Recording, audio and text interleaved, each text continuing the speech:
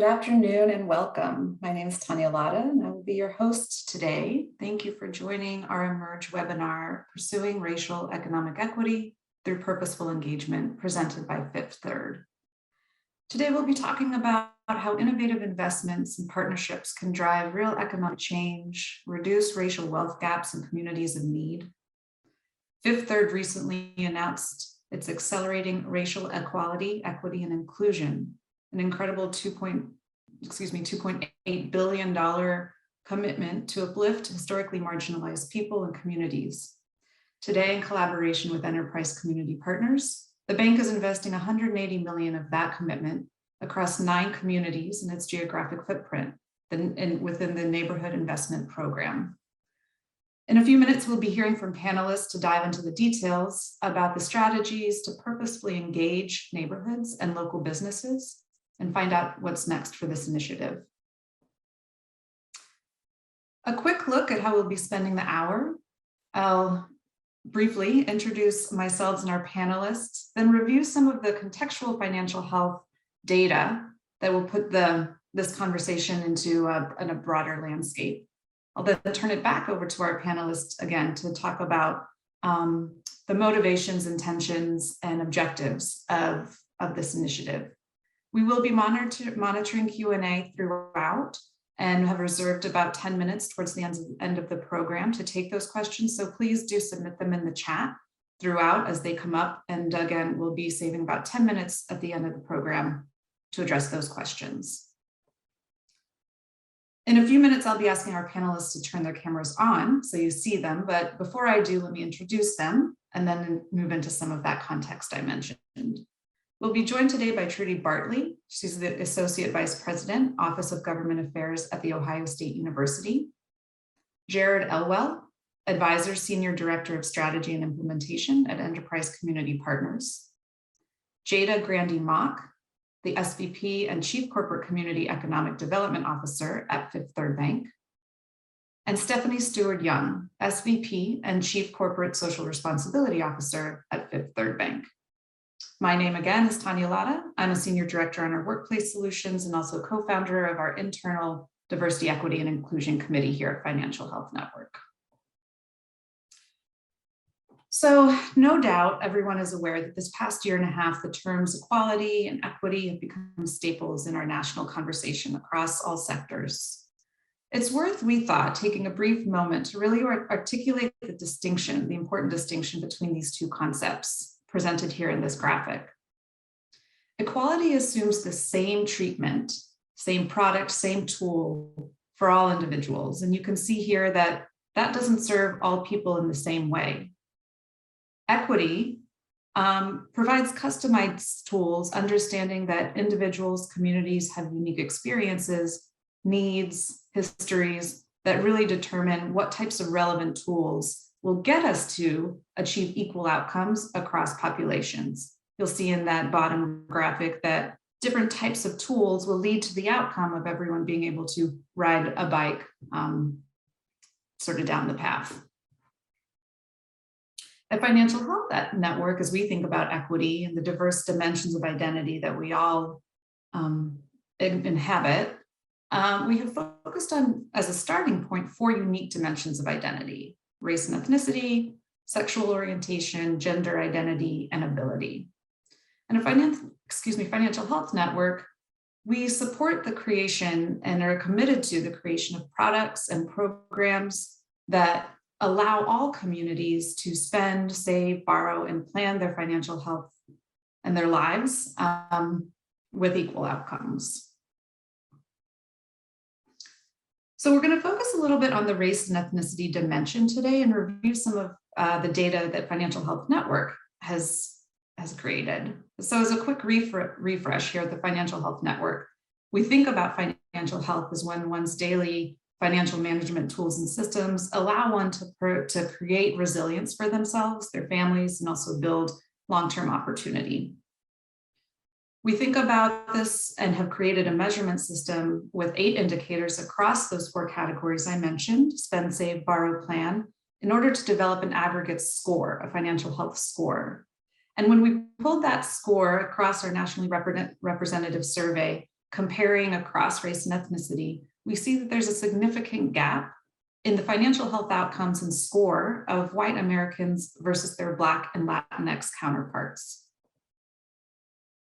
When we dig a little bit deeper and again, dive into those 4 categories of spend, save, borrow, and plan, comparing national averages, again, it's Black and Latinx communities that have disparate outcomes and inequitable financial health gaps in comparison. It signals that this segment of our nation's populations are struggling the most with their financial health. And these are the communities that really need those customized and equitable tools and solutions that I spoke about earlier. At Financial Health Network, we've created a set of commitments that we, as well as our members, encourage folks to be taking to begin addressing financial health inequities across your communities. And at a high level, it really starts with measuring or tracking the financial health outcomes of your communities, then disaggregating that data so you know where the needs are and what your community's specific gaps and struggles might be. That way, when you spend the time to understand what those root causes are of those inequities, you can invest sustainably and intentionally in solutions that will really get right to the heart of where those struggles and those gaps are. I'm now pleased to turn it over to our panelists and ask that they each turn on their cameras so you can see them. And I'm going to start the panel discussion at this point with a few members from the Fifth Third team, Stephanie and Jada. Stephanie, I would ask if you could talk to our audience a little bit about the broader commitment that I mentioned, the $2.8 million investment that Fifth Third is making to address racial economic inequities. And then I would ask Jada to pick it up from there and discuss a little bit about why you chose this targeted approach of the Neighborhood Investment Program. All right, wonderful. Thanks, Tanya. So Fifth Third's been a longtime supporter and investor in communities. And in 2020, we were actually in the process of culminating a 5-year, $32 billion community commitment, of which we ultimately invested $41.6 billion in low and moderate income communities to support really improving the overall quality and economic opportunities for individuals and families throughout our bank's footprint. And then in 2020, as we all know, the pandemic hit and also the racial uprising hit. And both of those items coupled together really shined a bright light on the inequalities that continue to persist along racial lines within our country. As an organization, we wanted to do more. We knew we could do more and believed we had a responsibility to be a part of the solution. So we established an Executive Diversity Leadership Council made up of enterprise leaders of the bank to cultivate meaningful dialogue about this issue, which ultimately led to establishing a framework for how Fifth Third Bank would be a leader in ensuring racial equity, equality, and inclusion. And in December of 2020, as you mentioned, we announced a $2.8 billion community commitment focused on accelerating racial equity, equality, and inclusion with a 3-prong approach focused on accelerating an equitable environment, as well as economic mobility for Black communities, employees, and also customers. Our commitment is focused on 4 strategic priorities for communities and customers, one being strategic investments, access to capital, financial inclusion and education, as well as social justice and advocacy. Under our strategic investments pillar, that focuses on comprehensive neighborhood revitalization, which you'll hear more about today. But the intent of that is to help improve outcomes and quality of life indicators for communities of colors that have experienced decades of disinvestment. Our access to capital pillar will expand access to home loans, increasing our mortgage lending by 31%, with a focus on achieving parity in top markets where Black Americans reside, specifically within our core markets.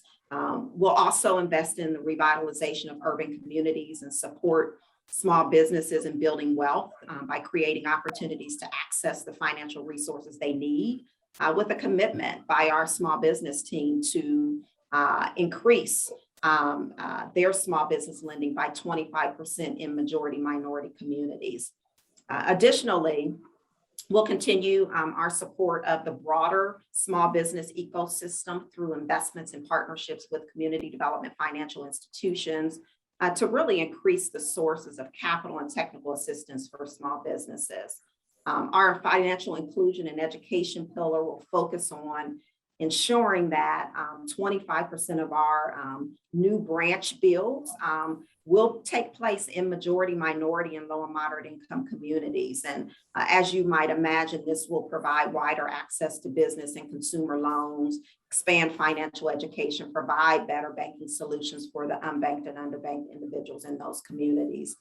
So really excited about the work that we're doing there. We'll continue to do work with our historically Black colleges and universities to support scholarships and career readiness, which is critical as we help people to elevate up the economic ladder. The last key focus of our commitment is to advance social justice and advocacy. Within that effort, we will invest and partner with organizations that actively engage and support laws and policies that address systemic racism. And we'll also focus on supporting greater access to jobs and skills for low-wage workers through programs such as workforce development efforts. But today, as you mentioned, we're going to spend our time today really doing a deep dive into our $180 million neighborhood investment program. We believe this place-based approach to community development will yield best-in-class outcomes aimed at improving social and environmental determinants of health for communities of color. And this is for communities that have experienced disinvestment for many years. And so I'm excited for you all to hear from our team as well as our community partners about this trailblazing work that we're embarking on. Thank you, Stephanie. So we really chose this targeted place-based strategy for investing with the belief that, number one, every family should be able to live in a neighborhood that supports its well-being, as well as boost its residents' chances to thrive and succeed. Studies have shown us time and time again that neighborhood-based investments can become springboard for the residents, business owners, and also commercial corridors and main streets throughout our country. The investments that combine revitalization, preservation, as well as inclusion, particularly in African-American communities, can accelerate economic mobility. But what's really different about this approach that we're taking is that it is a community-centric approach that's centered around a community engagement stakeholder model with a focus on its leaders and its residents. It allows for them to be able to set their path forward with our support. I oftentimes share that we serve as the guide on the side and not the sage on the stage when it comes to this work. This is a do different, innovative, inside out approach versus an outside in approach to this work. We're engaging in this work again as it relates to comprehensive neighborhood revitalization, because as Stephanie mentioned, to improve the outcomes and the quality of life indicators for many of these communities who've suffered from decades and decades of disinvestment. In our experience, we've seen that when we harness resources in a collective way in a concentrated area, we can have greater impact versus utilizing that peanut butter approach. And we can play a significant role in revitalizing neighborhoods, one neighborhood at a time. I appreciate that, Stephanie and Jada, for that wholesome overview and the ways in which this is a different type of investment. And I mentioned that we brought on some key partners to speak to the experience of working with Fifth Third on these types of investments. And my next question is for Trudy, member of Pact, the Partners Achieving Community Transformation, to speak a little bit about what these types of investments mean for the communities that folks are living and working in.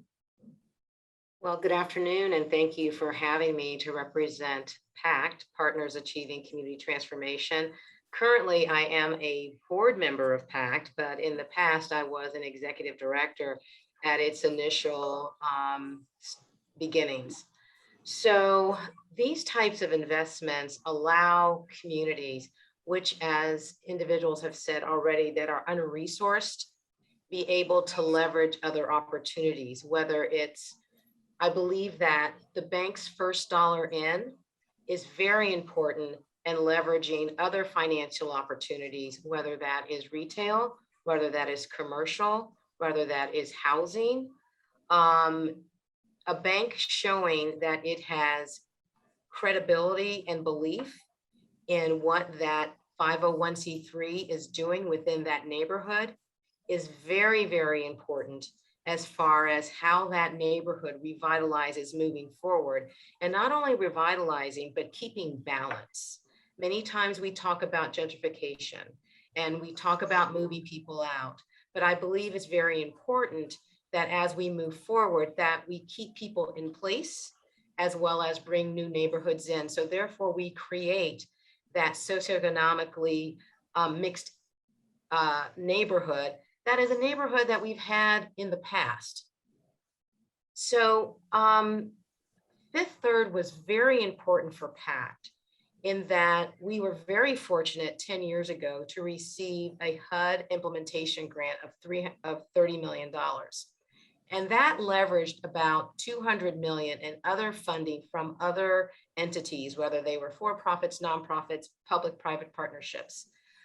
But Fifth Third was the first to execute. They were the first to put their first dollars in to make that difference in Pact. And as I said, it was about the balance we wanted to keep for the neighbors who were there. So the funding that we were able to leverage with Fifth Third was really the home improvement funds that we were able to actually look at a street, which we call Long Street, and be able to see a huge change with neighbors who may not have been able to be banked with other banks that were even in our neighborhood, but were able to receive funds from Fifth Third and leverage other dollars as well. Pact, again, is Partners Achieving Community Transformation. We began 10 years ago. We were a public-private partnership between the City of Columbus, the Ohio State University, and Columbus Metropolitan Housing Authority. It was a predominantly African-American neighborhood, let's say 50 years ago. It's the same story that has happened all across the country, where you have a very thriving African neighborhood, and then a highway comes in and it splits it off from the rest of the city. And that's exactly what happened with our neighborhood. We started with 50,000 population. And when we started with the Pact geography, as far as the revitalization opportunities, we were working with 7,000. So you will see the disinvestment that happened over a 50-year period to get to 7,000. And so Ohio State University has a hospital called Hospital East, and we were able to use that as a major asset as far as being able to bring funds in from the university up to $10 million that would really go into the reinvestment. But $10 million, when you look at 800-acre geography, is nothing. When you look at what needs to happen with housing, what would need to happen with retail, what needs to happen with commerce, transportation, health and wellness, jobs, and education. So again, Fifth Third was one of our valuable and major partners as we moved forward. They came to the table with us, and this opportunity for the next 5 years is going to allow us to look at what our second phase of Pact looks like. We have been very successful in being able to purchase parcels that are contiguous to really make a huge difference, particularly from a housing standpoint along a corridor. And we believe that some of these funds from a mortgage assistance, from a commercial loan assistance, can assist developers that we will be working with when we RFP these parcels to be able to work with Fifth Third as far as being able to establish mixed income housing, affordable housing, and market rate housing, as well as looking at our Mount Vernon corridor and looking at, that was the area's commercial corridor where you had commerce, you had retail, restaurants, You also had, let's say, I'm so sorry. You had grocery stores, and then you have nothing there. But we're working along that corridor at this point in time to see how we can work with entrepreneurs to be able to really look at how do we look at those vacant storefronts and be able to assist them from a technical assistance standpoint with their business models to be able to cite in those storefronts as they were very active, let's say 40 to 50 years ago. So again, as I said, Fifth Third is very instrumental as far as being able to reset and move forward with what Pact has begun, has made tremendous transformation in the neighborhood, but this will be the second phase, particularly from a housing development standpoint. I appreciate that, Trudy, and the historical context you bring, the years of relationship you have with Fifth Third. What did you say that, the first dollar in, really demonstrating Fifth Third putting its money where its mission is. I think what's notable and so important in initiatives that are really trying to tackle deeply rooted systemic issues is that the range of partners really has to be pretty diverse and expansive. And before we talk to Jared with Enterprise Community Partners, I want to ask Stephanie to speak a little bit about how the design and composition of your various partnerships, how you thought through that, how, Trudy just spoke really, deeply about localized efforts, local experiences, and also you have national partners, such as community partners. So talk us through a little bit of the kind of how you thought about partnerships, what that RFP process looked like, what you were looking for in various types of partnerships. Wonderful. So, what's interesting, I'll start with saying we are extremely versed, and when I say we, I'm referencing Fifth Third Bank. Well, we're well versed in the community development space, but we also recognize the importance of this effort being led by the community and the bank really playing a supportive role in helping the neighborhoods achieve their own dreams and aspirations for their community. And so we sought out a nationally recognized industry leader in the community development space to work with us on this effort. We knew the importance of bringing their knowledge and expertise to the table was going to be critical in ensuring success of this program. And so when I remember going through the process of not only writing the RFP, but doing some outreach to a number of different key national partners, including enterprise community partners, to really talk through what we were getting ready to embark on, what we envisioned accomplishing, and really seeing if this is something that they were interested in putting their hat in the ring to potentially partner with us on this.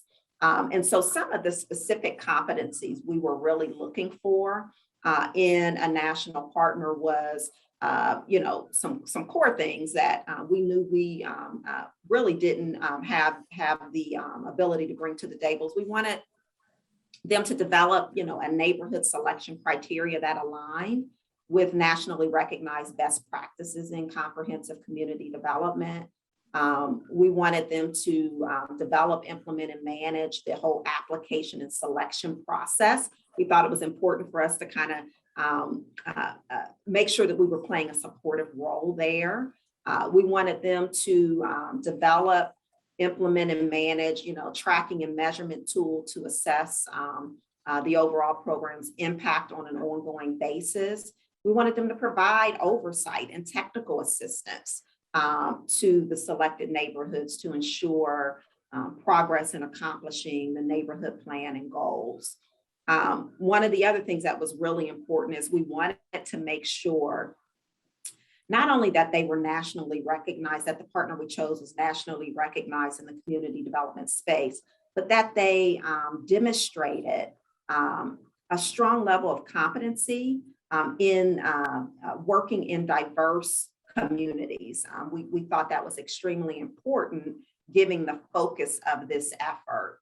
Additionally, of course, we wanted them to have a strong knowledge of neighborhoods and community development and a track record and experience in working in similar types of projects.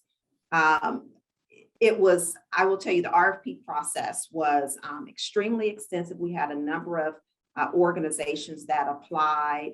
But one of the other things that was really important for us is we wanted to also ensure that the partner that we worked with, that their values and goals were closely aligned to our values and goals as an organization. And so I'm really, really pleased that we ended up extending and deepening our partnership with enterprise community partners. I feel confident that we found the right partner and really excited so far about all of the expertise, knowledge, the depth of expertise and knowledge that they brought to the table. I think it's going to be invaluable for the communities that they're working with, and ensuring that this project is one that we're able to lift up as a shining example throughout our country around when you collaborate and you work together, what the end result can yield. I appreciate that, Stephanie. I'm going to turn a similar question over to you, Jared, as Senior Director of Strategy and Implementation at Enterprise Community Partners. I'd love for you to talk to the audience a little bit about who you are and the years of experience you have in these types of partnerships. And what about Fifth Third's program design, intention, purpose, objectives really attracted y'all to want to sign up and collaborate in this kind of in-depth way over a long period of time? Thank you. First, I want to say that I'm humbled by the flattery that Stephanie just laid on Enterprise Community Partners. It means a lot to us. We are a national nonprofit committed to comprehensive and equitable community development. Since 1982, we've facilitated the investment of over $40 billion that has produced over 780,000 homes across the country. We operate an end-to-end approach that includes teams of folks working on solutions, community development, and investing capital. And we're always looking for partners committed to helping us achieve our goals, which are increasing the supply of affordable homes, advancing racial equity after decades of systematic racism in housing policies, laws, programs, and practices, and supporting residents and strengthening communities to be resilient to the unpredictable and make upward mobility possible. And the neighborhood investment program that we're going to talk about shortly is about accomplishing all three of those goals. We're hopeful that through our partnership with Fifth Third, we can help influence not just Fifth Third, but how the entire banking industry engages with communities that have been neglected and exploited by the financial and lending industries. Yeah, thanks, Jared. I'm going to go back to zooming in, zooming out, zooming in. We have this national perspective. You're, 40 years of experience doing this kind of community development, and the skill set and sophistication that brings to a project this big. But let's go back to the local level for a moment. And this next question is both for Jada and Jared. Talk to us a little bit about how the neighborhoods themselves were selected. I mentioned at the top of the webinar that 9 communities across y'all's geographic footprint were identified as the neighborhoods in this investment program. So what did that look like? So Stephanie talked us through sort of the national decision-making with partnership, but if the two of you could speak a little bit to how the communities themselves were identified, what you were looking for, what you saw from communities, and what their participation in this sort of broad collaborative effort is. I'll start with you, Jada, and then turn it over to Jared. Sure, and I'm so glad you're going to also allow Jared to weigh in on this, because it truly was a collaborative effort. We do, one of the things we know for certain is that we're bankers. And number two, we know for sure that we can't be experts at everything. And so we made sure that we leverage the expertise of enterprise community partners in this process. So the application process was a competitive invitation-only process. We worked with enterprise community partners to identify eligible organizations throughout Fifth Third's priority markets. We also engaged our bank leadership teams in identifying opportunities for investments that they were able to identify within their local market and that were identified as a priority market for the bank within our footprint. We also took a look at organizations in neighborhoods that were located in low to moderate income census tracts, where Black residents consisted of 60% or more of the population, because there's two key things that we want to accomplish here. One is increase and enhance economic mobility. So really understanding where communities are and where they can go. And then secondly, taking a racial equitable approach to this work as well. And so that is why we took a look at those two characteristics. The other is we took a look at organizations and as well as neighborhoods that were already engaged in cross-sector partnerships. And the reason why I say organizations and neighborhood, because it also consisted of whether or not the organization or the neighborhood had a lead organization that can really bring collaborative partners together, as Trudy talked about earlier with Pact, to be able to move the needle forward within a community, because it does take several partnerships and organizations and residents, stakeholders stacking hands to be able to move the needle.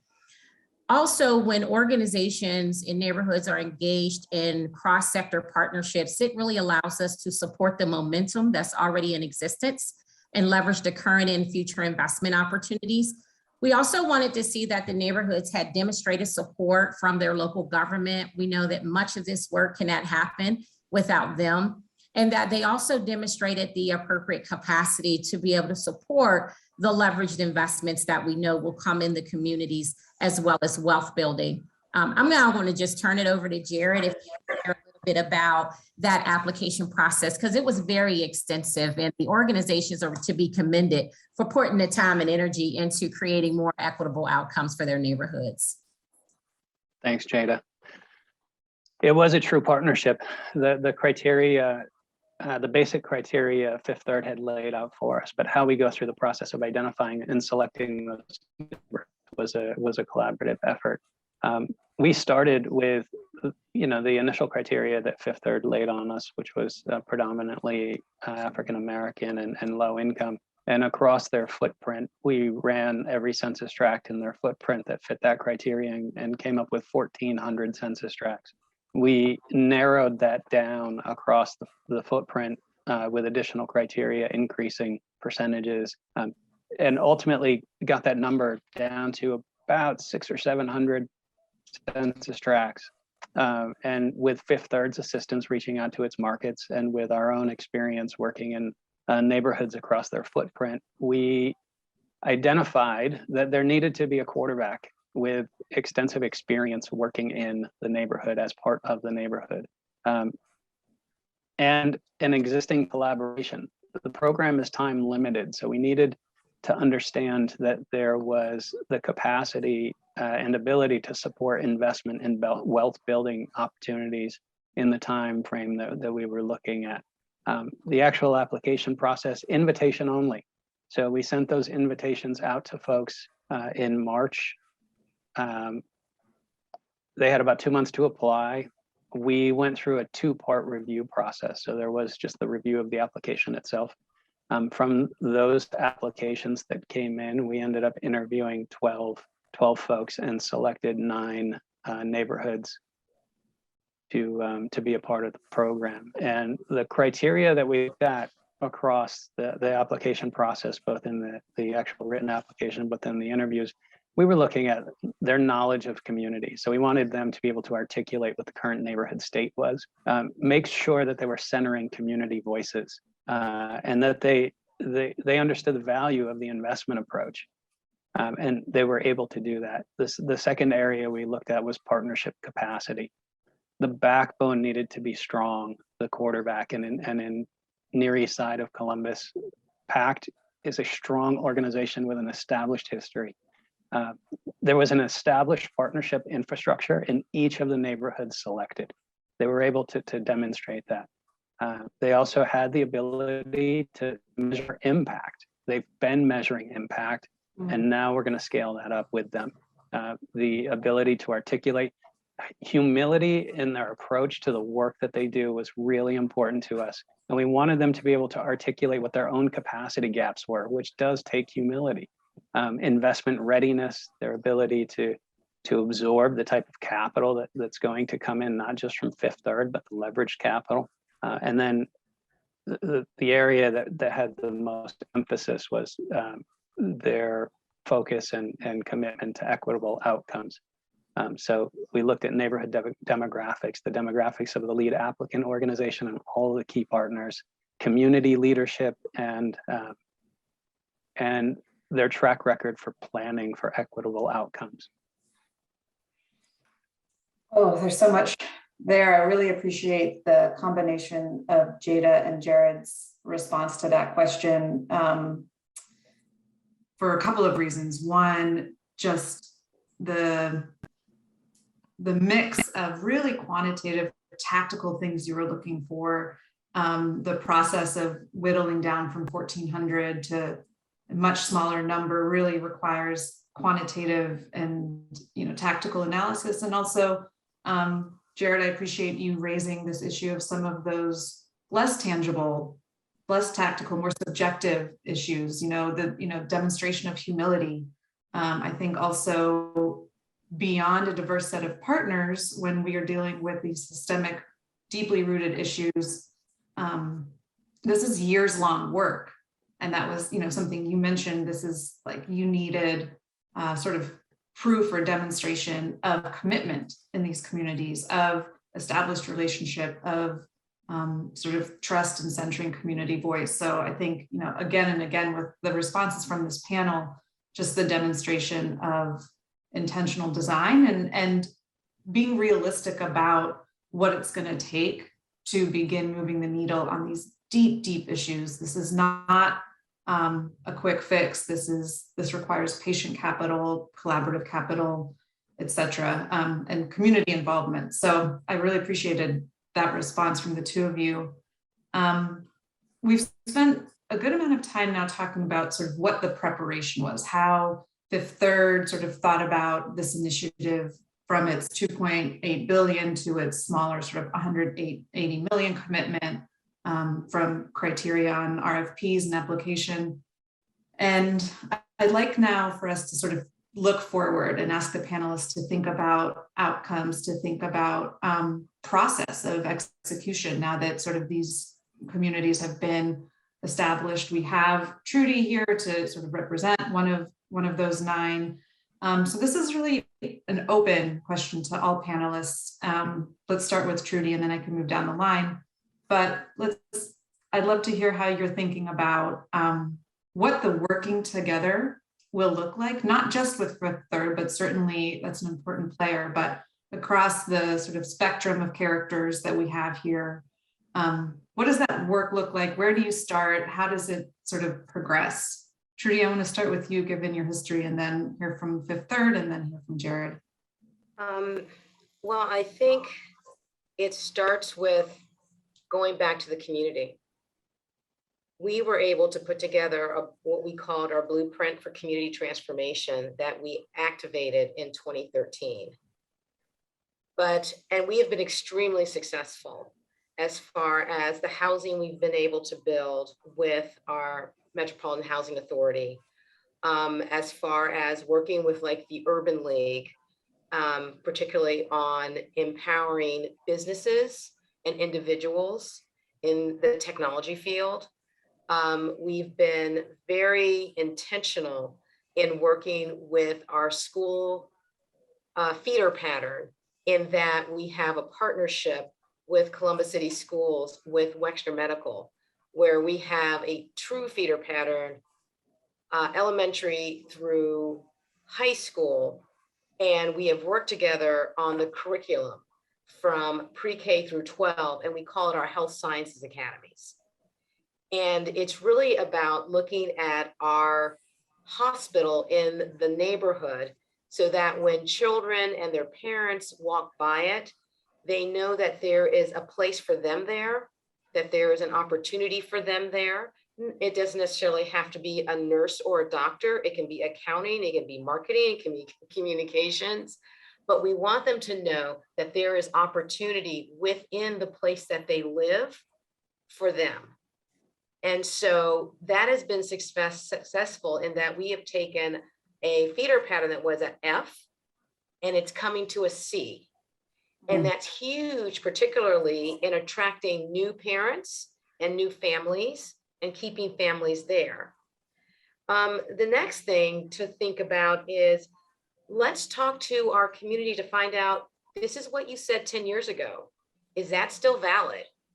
Because this opportunity that we did for 18 months with our residents, in being in their kitchens, in their living rooms, talking to them about what do you want your neighborhood to be, is what you see in our blueprint. So it's 10 years, we need to go back and say, is this still the case? And then taking that with the investments that we will be working with Enterprise as well as Fifth Third, and saying, how do we execute on that? How do we leverage those funds, those loans, those grants with others, private-public partnerships, philanthropic interests within not only Columbus, but the state of Ohio and nationally, to make that change?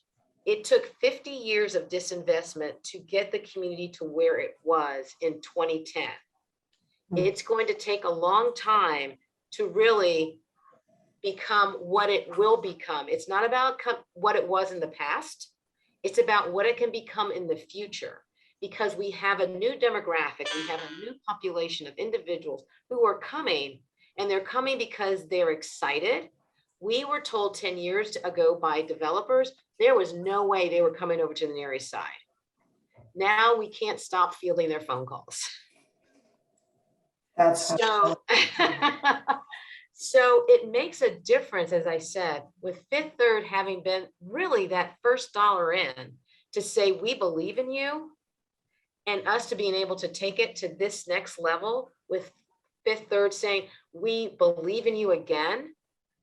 And how can we leverage those opportunities for what the neighborhood wants their community to be? Mm-hmm. Yeah, I love, again, this is a long game, and you're really demonstrating that. Stephanie, can you talk a little bit about how Fifth Third is thinking about its role in the execution of the work, how it's bringing different parts of the full bank to bear, based on what the community is looking for and needing? Yeah, so I'll speak to our philanthropy components, which Trudy kind of mentioned briefly, but of our overall commitment to the neighborhoods, 10% of those dollars are going to be committed through our traditional philanthropy. And so these dollars will be deployed in alignment with the Community Partners Neighborhood Plan. And it will support efforts to spur economic mobility with the focus on people and place in these neighborhoods. And so I want to stress the importance of that. We didn't just want to go in and build up bricks and mortar. We wanted to make sure that we were supporting the wraparound services that are critical in ensuring that the individuals in those communities get the tools and the resources that they need to continue to elevate and continue to move up the economic ladder. And so so that's what our philanthropic dollars are really going to be instrumental in helping. Examples of some of those types of investments on the philanthropy side will be around workforce development programming to support access to jobs. Dollars will be used to support homebuyer education, efforts to support first-time home buyers in getting the education that they need to purchase a home and also stay in that home in their community. So those are just a few examples of how the philanthropic dollars will actually support these efforts. In addition to that, we also developed a partnership with Rockefeller Philanthropy Advisors to develop a PRI program. Stands for Program Related Investment Program. And these dollars will be used to focus on providing additional resources and capital, specifically 0% interest or recoverable grant dollars to serve as an additional source of flexible capital, which is important, flexible capital for neighborhood affordable housing and economic development projects. In many instances, these dollars will be really the gap funding that a lot of these projects need to move forward. And sometimes as you're doing development projects, it's that little bit of additional gap funding that is really hard to get to the finish line with some of the development projects. And so we were really excited to work with them to develop this PRI program. It's our first time doing a PRI program in this capacity. We've invested in a few others before, but this is the first one that we've developed in partnership with Rockefeller. And we're going to be using those additional dollars. It's $15 million PRI program targeted just to these 9 neighborhoods to really help with those additional capital needs that they need to move the needle on some of these projects and some of the additional capital, flexible capital that's needed to move those projects forward. Thanks, Stephanie, for that sort of philanthropic perspective. I wonder, Jada, if you have anything to add about sort of the role Fifth Third will play within the communities. Sure. One of the things I think is really important that we continue to drive home is this whole notion of listening. So as one Fifth Third team, we will be engaging in knowledge sharing and really ensuring that there's a demonstration of power sharing. Talked a little bit about that as well as Trudy, just making sure that the resident voices are at the center of the work that we do, working with them to engage in more public and private sectors, bringing our social capital to many of these neighborhoods, residents, and organizations that didn't necessarily exist. And also this whole notion of trust-based philanthropy. Stephanie talked a lot about our philanthropic efforts, but a lot of this is allowing organizations to try new and innovative things to really improve economic mobility. And so we are going to be right in with them. We're harnessing all of the bank's resources to support the neighborhood's vision. That includes our financial and human capital, our products and services. Stephanie already talked about the philanthropic support, the lending and investments, the flexible innovative capital partnerships that we have available at our wheelhouse. We're actively seeking other ways to partner with other financial services providers and investors. Again, I can't emphasize enough about the importance of engaging and allowing the community to lead the work and for us to serve as that support role so that we can get the appropriate buy-in and accountability for longer term success. This program is 3 years. And so it's really important for us to be thoughtful about the bank programs, products, and services that truly address the needs that they've identified, instead of us saying, here's what we believe that you need, and allow them to be able to guide the discussion and the work. So one thing I'll add, Jada, so Jada talked about bringing all of the banks. So we've got at the local level, maybe you and Jared can speak to at the local level, kind of the teams that we are assembling in each of these markets to be able to really work with the communities around this. Sure, happy to do that. Jared, I do want to give you an opportunity to share a little bit of the enterprise perspective on the local level, and I'm happy to chime in about the Fifth Third One Bank effort that we're putting into place. Sure. So we have the national experience that we bring to the table, but we recognize that each of these 9 neighborhoods and their quarterbacks are the experts in their neighborhoods. So we're here to wrap around them. So we're supporting the transactional investments while also facilitating broader economic mobility outcomes by providing technical assistance and implementation support to all of the neighborhoods along a dual track, which is supporting programs and transactions, but also supporting broader strategies and outcomes. So we're bringing teams, we have dedicated teams of folks to support each of the neighborhoods, whether it's new markets tax credits or low-income housing tax credits or housing development or upward economic mobility. So the first step in the process is to develop an economic mobility roadmap. And then over the next couple of years, work to implement that. We are here to wrap around and support. We're also going to provide platforms for folks to share and learn, both the teams that are supporting the neighborhoods, but also the neighborhoods themselves. And I know Pact Columbus is already part of purpose-built communities. there are other neighborhoods that are not, that are going to learn so much from Pact and the other neighborhoods that are part of this program. And I look forward to facilitating all of that. So we have Fifth Third at the local levels. We have one bank teams that's led by our community and economic development managers, but also highly engaged is that local president who is leading that initiative locally, which is something that we've never had before at such a level within the organization, which shows how important and committed Fifth Third is to this work. We're also engaging our local line of business leaders across the mortgage space, across the retail space, business banking, commercial, wealth management, as well as our human capital team and HR to see how we can bring all of the resources at the local level and bring them to bear to be able to support the neighborhood revitalization efforts and improving economic mobility. And as much as every single region across all 9 of the regions that the neighborhoods are in. And while we are supporting as enterprise, supporting the 9 neighborhoods, we're also working with Fifth Third to help them understand how they can modify existing tools and products or develop new tools and products that will better serve the residents, organizations, and businesses in each of these 9 neighborhoods.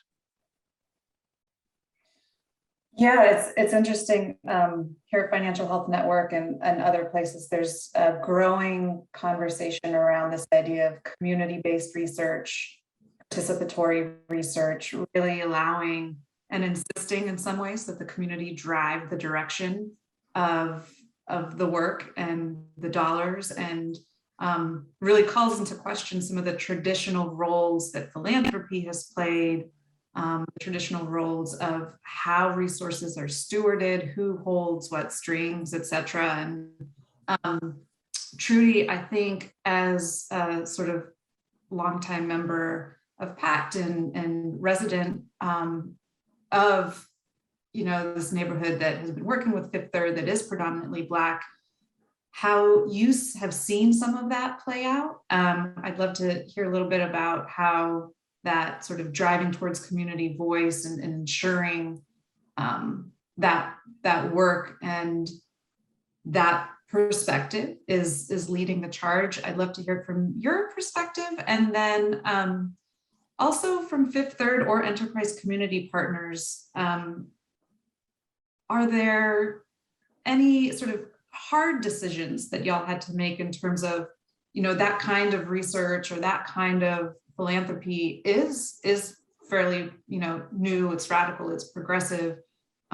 Sometimes it takes a little bit more time. Sometimes you need to think about the financial resources differently than in a more sort of top-down type of way. So I'd love to hear from both, Trudy as a community representative and then sort of Jared, Jada, and or Stephanie on what some of those trade-offs were, what the conversations were, and what it looks like to really center community voice from those two perspectives. So, and sorry, I do have to be mindful of time as a moderator. I just looked at the clock. We are at 4, so I do think that maybe these can be some of our final comments, and if we can make them brief so everyone still has a few minutes to say a few words, but we have about 5 minutes left total. Went by quickly.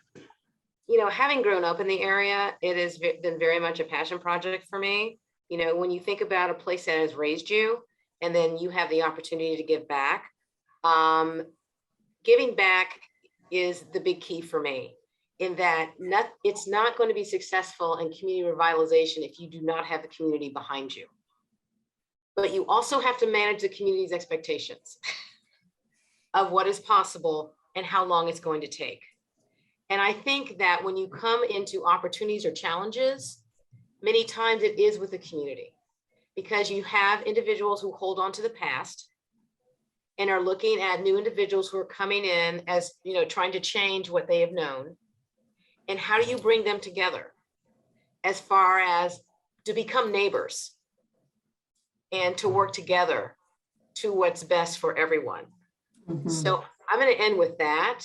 Mm-hmm. To say, as we move forward, that is something that Pact has always worked towards and will continue to work towards as we work with enterprise, as we work with Fifth Third, as we bring other partners to the table, that it is not about the partners at the table, as Jada has said, it's about the the neighbors and the residents and what it is that they need for their community to be successful.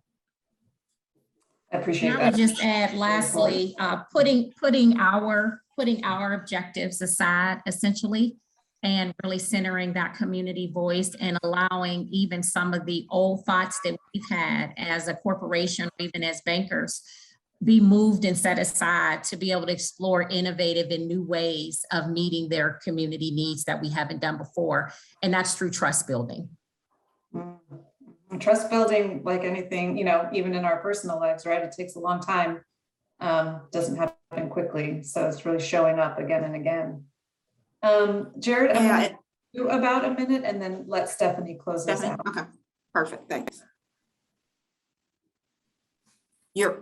I will second what Jada and Trudy had said. Trudy mentioned managing expectations in the neighborhood. The only way that Pact can do that is having established trust.